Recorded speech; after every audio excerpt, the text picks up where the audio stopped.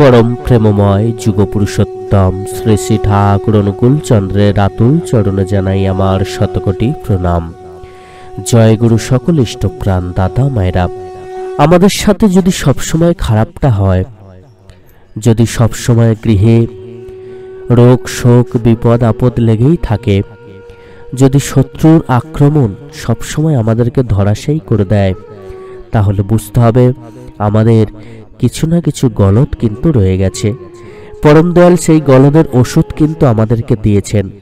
পরম দয়াল এই সমস্ত কিছু থেকে বাঁচার বিধান কিন্তু আমাদেরকে দিয়েছেন। সেই টনিকটা শুধুমাত্র আমাদেরকে গ্রহণ করতে হবে। পরম দয়াল যে বিধান আমাদেরকে দিয়েছেন, সেই বিধান যদি আমরা একবার মেনে চলতে পারি, তাহলে এই যত প্রকার সমস্যা, বাধা, গ্রহদোষ, এই যে রোগ শোক, এই যে শত্রুর আক্রমণ, এই সমস্ত কিছু থেকে কিন্তু আমরা বেঁচে যাব। শ্রীমদ্ ভগবদ গীতায় ভগবান শ্রীকৃষ্ণ স্বয়ং বলেছেন, শ্রীমদ্ ভগবদ গীতায় ৪র্থ অধ্যায়ে শ্রীকৃষ্ণ অর্জুনকে বলেছেন, যদা যদা হি ধর্মস্য গ্লানি ভবতি ভারত অভ্যুত্থানম ধর্মস্য তদাত্মানং সৃজামহম পরিত্রাণায় সাধুনাং বিনাশায় চ দুষ্কৃতাম ধর্ম সংস্থাপনার্থায় সম্ভবামি যুগে যুগে। ভগবান এই বাণীর মধ্য দিয়ে আমাদেরকে বুঝিয়ে দিলেন, যখন এই ধরাধামে অধর্মের অভ্যুত্থান ঘটে, ধর্মের বিনাশ ঘটবে, তখনই কিন্তু ভগবান এই ধরাধামে মানব রূপে আসবেন এবং তিনি আমাদেরকে রক্ষা করবেন, সেই অধর্মের বিনাশ করবেন এবং তিনি সেই অধর্মের বিনাশ করবেন আর সাধু সজ্জনদেরও তিনি কিন্তু রক্ষা করবেন। তবে এখানে যে এই বিনাশ কথাটা বলা হয়েছে, এই বিনাশ মানে কিন্তু ধ্বংস বা উৎপাটন নয়। শ্রীধর বলছেন, দুষ্ট নিগ্রহে তার নির্দয়তা শঙ্কা করা উচিত নয়। বালকের শাসনে মাতার যেমন বালকের প্রতি অকারুণ্য হয় না, সেইরূপ দুষ্টের দমনে গুণ দোষের নিয়ন্তা পরমেশ্বরে তাহাদের প্রতি অকারুণ্য হয় না।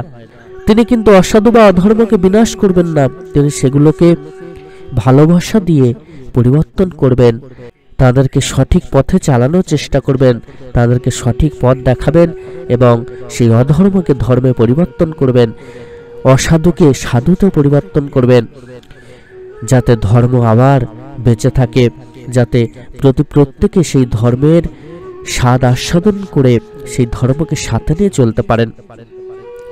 তাই তো এই যুগে পরম দয়াল যুগপুরুষোত্তম শ্রী শ্রী ঠাকুর অনুকূলচন্দ্র এলেন আমাদেরকে ভালোবাসা দিয়ে সকল অধর্মকে পরাজিত করে ভালোবাসার মধ্য দিয়ে আমাদেরকে রক্ষা করতে। তিনি আমাদেরকে যে বিধানগুলি দিয়েছেন, সেগুলি যদি যথাযথ মেনে চলতে পারি, তাহলে কিন্তু এই সমস্ত সমস্যা থেকে আমরা রক্ষা পেতে পারি।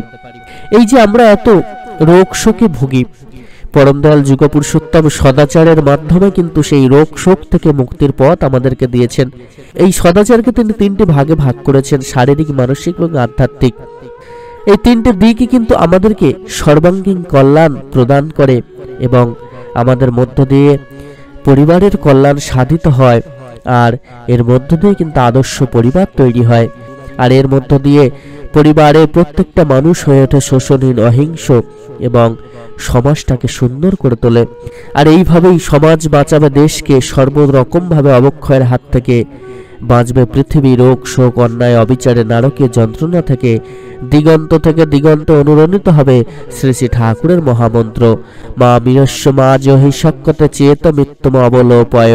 স্বস্তিময় জীবনের অধিকারী হয়ে উঠবে পৃথিবীর সমস্ত মানুষ। সর্বপ্রথম আমাদের দুর্বলতার বিরুদ্ধে যুদ্ধ করতে হবে, সাহসী হতে হবে, বীর হতে হবে। পাপের জ্বলন্ত প্রতিমূর্তি ওই দুর্বলতা। তারাও যত শীঘ্র পারো ওই রক্ত শোষণকারী অবসাদ উৎপাদক ভ্যাম্পায়ারকে। স্মরণ করো তুমি সাহসী, স্মরণ করো তুমি শক্তিত্ব নয়, স্মরণ করো তুমি পরমপিতার সন্তান। আগে সাহসী হও, অকপট হও, তবে জানা যাবে তোমার ধর্মরাজ্যে ঢোকবার অধিকার জন্মেছে। এতটুকু দুর্বলতা থাকলেও তুমি ঠিক অকপট হতে পারবে না। আর যতদিন তোমার মন মুখ এক না হচ্ছে, ততদিন তোমার মলিনতার গায়ে হাতই পড়বে না। মন মুখ এক হলে আর ভিতরে গলদ জমতে পারে না, গুপ্ত আবর্জনা ভাষায় ভেসে উঠে পড়ে, পাপ গিয়ে তার ভিতর বাসা বাঁধতে পারে না। তিনি এই যে সহজ বিধানগুলি আমাদেরকে দিয়েছেন, আমাদেরকে কিন্তু এইভাবে নিজেদেরকে গড়ে তুলতে হবে, তাহলে সহজেই আমরা ধর্মরাজ্যে প্রবেশ করতে পারবো এবং সহজেই আমরা তার আশীর্বাদ কিন্তু লাভ করতে পারবো। আর এই যে আমাদের জীবনের এত রকম সমস্যা, এই সমস্ত সমস্যা কিন্তু সহজেই দূর হয়ে যাবে। তিনি আরো সহজ করে দিয়ে বললেন, কেন পান্থ ক্ষান্ত হও হেরি দীর্ঘ পথ, উদ্যম বিহনে কার পুরে মনোরথ। হটে যাওয়াটা বরং দুর্বলতা নয় কো, কিন্তু চেষ্টা না করাই দুর্বলতা। তুমি কোনো কিছু করতে প্রাণপণে চেষ্টা করা সত্ত্বেও যদি বিফল মনোরথ হও, ক্ষতি নাই, তুমি ছেড়ো না, ওই অম্লান চেষ্টাই তোমাকে মুক্তির দিকে নিয়ে যাবে। দুর্বল মন চিরকালই সস্নিগ্ধ, তারা কখনোই নির্ভর করতে পারে না, বিশ্বাস হারিয়ে ফেলেছে, তাই প্রায় রুগ্ন কুটিল ইন্দ্রিয় পরবশ হয়। তাদের নিকট সারাটা জীবন জ্বালাময়, শেষে অশান্তিতে সুখ দুঃখ ডুবে যায়। কি সুখ কি দুঃখ বলতে পারে না, বললে হয়তো বলে বেশ, তাও অশান্তি অবসাদে জীবন ক্ষয় হয়ে যায়। এই তো আমাদের জীবন। এই যে আমাদের জীবনে এত প্রকার অশান্তি নেমে আসে, হতাশা নেমে আসে, এই সমস্ত কিছু থেকে বাঁচার বিধান কিন্তু পরম দয়াল তার বাণীর মধ্য দিয়ে আমাদেরকে দিয়ে দিলেন। আমাদের দুর্বলতার বিরুদ্ধে সদা সর্বদা কিন্তু যুদ্ধ চালিয়ে যেতে হবে, মন মুখকে এক করতে হবে। মনের মধ্যে কখনোই গুপ্ত আবর্জনাকে বাসা বাঁধতে দিলে হবে না। আর আমাদের মধ্যে যদি এতটুকু দুর্বলতা না থাকে, যদি মন মুখ এক হয়, তাহলে কিন্তু সহজেই আমরা আমাদের এই যে হতাশা, এই যে দুঃখ কষ্ট, এগুলিকে দূর করতে পারবো। এই জীবনটাকে আমাদেরকে এমনভাবে গড়ে তুলতে হবে যাতে আমরা সহজেই কিন্তু সকল শত্রুদেরকে দমন করতে পারি। পরম দয়াল বলছেন, তুমি যদি নিজেকে সঠিকভাবে গড়ে তুলতে পারো, নিজেকে যদি দুর্বলতার বিরুদ্ধে সবল করে তুলতে পারো, নিজেকে যদি ধৈর্যশালী করে তুলতে পারো, তাহলে কিন্তু সহজে তোমার জয়লাভ নিশ্চিত হবে। সদা সর্বদা মন মুখকে এক রেখে দুর্বলতার বিরুদ্ধে যুদ্ধ করে গেলে আমাদের জীবন কিন্তু ধন্য হয়ে উঠবে। এই জীবনে আমাদেরকে দান ধ্যানও কিন্তু করতে হয়। পরম দয়াল বলছেন, দান করো কিন্তু দিন হয়ে প্রত্যাশা না রেখে তোমার অন্তরে দয়ার দরজা খুলে যাক। দয়া করা হিসেবে দান অহংকারের পরিপোষক। দান করে প্রকাশ যত না করো ততই ভালো, অহংকার থেকে রক্ষা পাবে। এই যে অনেকে দান ধ্যান করেন, দান করো কিন্তু কোন রকম প্রত্যাশা না রেখে দান করতে হবে। আর অহংকার কিন্তু কখনোই করা চলবে না, অহংকারকে মুক্ত রেখে দান করতে হবে। সবসময় দান করে যত প্রকাশ না করা যায় ততই মঙ্গল, এই বিধান কিন্তু তিনি আমাদেরকে দিলেন। কখনো যাজ্ঞাকারীকে ফিরিও না, অর্থ না হয় সহানুভূতি, সাহস, সান্ত্বনা, মিষ্টি কথা, যাহা একটা দাও, হৃদয় কোমল হবে।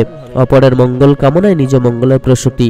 ধনী হও ক্ষতি নাই, কিন্তু দিন এবং দাতা হও। অহংকারে ধনী মলিনতার দাস, তাই জ্ঞানকে উপেক্ষা করে। পরম দয়াল তার অনুসরণ গ্রন্থ আমাদেরকে দিয়েছেন, সেই গ্রন্থ হলো অসংখ্য মণিমুক্তই ঠাসা। এই গ্রন্থটি প্রত্যেকেই আপনারা কিন্তু একবার করে হলেও পড়বেন। এই গ্রন্থের যে রস তিনি আমাদেরকে দিয়েছেন, সেই রস যদি আমরা একবার আস্বাদন করতে পারি, তাহলে কিন্তু সমস্ত সমস্যা থেকে আমরা মুক্তি লাভ করতে পারি। পরম দয়াল বাণী দিলে, না করে যে পেতে চায় দুঃখ তার পিছে ধায়, নার সাথে কোলাকুলি নার বুকেতেই পড়ে ঢুলি। দুঃখ কিন্তু পিছু ছাড়বে না, কখন? যখন আমরা কোনো কিছু করতে চাইবো না। যদি আমরা না করে পেতে চাই, তাহলে কিন্তু দুঃখ পেতে হবে। তাই পরম দয়াল বলছেন, কর্ম করে তবেই কিন্তু সেটা পাওয়ার কথা ভাবো, তাহলে আর জীবনে কখনো দুঃখ পাবে না। আর এইভাবেই কিন্তু আমরা সহজেই আমাদের জীবনকে সুন্দর সুমধুর করে তুলতে পারি, আর এই সকল সমস্যা থেকে আমরা বাঁচতে পারি। আমরা যদি নিজে ঠিক থাকি, আমরা যদি নিজে ঠিক চলনে চলি, নিজেদের কথাবার্তা আচার ব্যবহারকে ঠিক করতে পারি, তাহলে কিন্তু সহজেই সকল শত্রু অটোমেটিক্যালি পরাজিত হবে। আর যখন আমরা নিজেরাই শক্তিশালী হয়ে উঠব, যখন আমাদের ধর্মকে সাথে নিয়ে চলব এবং সমস্ত দিক থেকে আমরা উন্নত হব, তখনই কিন্তু অটোমেটিক্যালি শত্রু পিছনে হাঁটতে থাকবে। তাই সকল ইষ্টপ্রাণ দাতা মায়েরা প্রত্যেকে কিন্তু পরম দয়ালকে সাথে নিয়ে চলুন, পরম দয়ালের আদেশ নির্দেশ মেনে চলুন, দেখবেন আর জীবনে কোনো কিছুর অভাব হবে না, সকল কিছু লাভ হবে। সকলে খুব ভালো থাকবেন। পরম দয়াল আপনাদের প্রত্যেকের মঙ্গল করুন। জয় গুরু, বন্দে পুরুষোত্তমম।